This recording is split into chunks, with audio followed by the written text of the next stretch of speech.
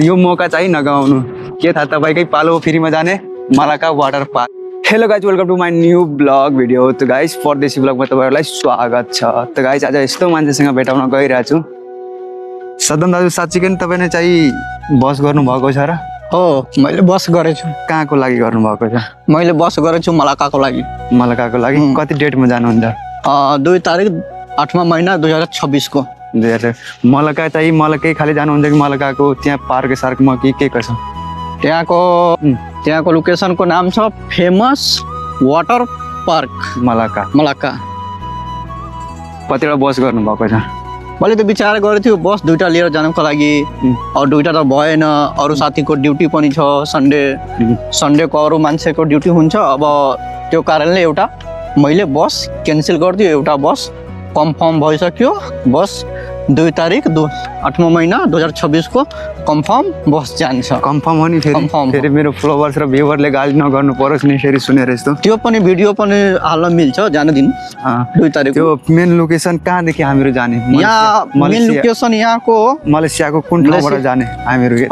त्यो पनि कुरा भयो। यहाँको मेन लोकेसन हो सिनाई एयरपोर्ट।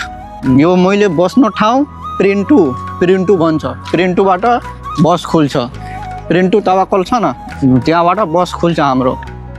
यहाँ एरियाभरिको सबैले जान पाइन्छ? अर्को कम्पनीको पनि जान पाइन्छ कि आफ्नै कम्पनीको मात्रै? अर्को कम्पनीको पनि पाउँछ जानको लागि। त्यसको मेन पासपोर्ट हुनु पर्यो, भिजा पेपर हुनु पर्यो। पासपोर्ट नभएपछि पनि कपी भिजा अनिवार्य हुनु पर्यो।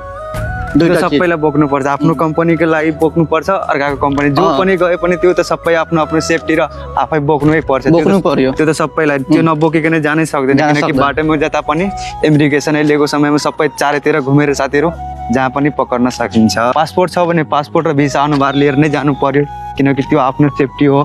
आफ्नो त्यो के भन्छ नि, आफ्नो सेफ्टी आफै बोक्नुपर्छ। त्यो त नभनेर पनि त्यो बोक्नुपर्छ साथीहरू। त्यो भन्नु त एकजना माथि कति प्राइज हो? एकजना बराबर बसको 75 रुपियाँ सीट हो। 75 रुपियाँ भाडा हो एकजना बराबर। त्यहाँ वाटर पार्कको फेमस वाटर पार्कको टिकट आफै लिनुपर्छ। त्यहाँ हामीहरू नेपालीहरूलाई या बङ्गाली हो या म्यानमार हो, उनीहरूको बाहिर कन्ट्रीको मान्छेलाई 4 रुपियाँ बढी लिन्छ। लोकलको लागि 40 रुपियाँ हो, हामी बाहिर कन्ट्रीको लागि 44 रुपियाँ लिन्छ। त्यसमा भित्र जति सामान छ न युज गर्न, त्यो सबै युज गर्न पाउँछ। त्यहाँ धेरै ठुलो बिचहरू छ, त्यहाँ सबै युज गर्न तिर्यो भने सबै फ्री हो। भित्र गएपछि जे पनि युज गर्दा नि सबै युज गर्न पाउँछ फ्री। यस्तो मौकाहरू साथीहरू नछोड्नु। जानेहरूले दाजुसँग कन्ट्याक्ट गर्नु, दाजुले चाहिँ नम्बर पनि राखिदिनुहुन्छ। जति साथीहरूको जान मन छ, विचार छ, 2 तारिक 8वां महिना 2026 को सन्डे अग्लो हप्ता बस प्रिन्टुबाट गइरहेछ मलाकाको लागि।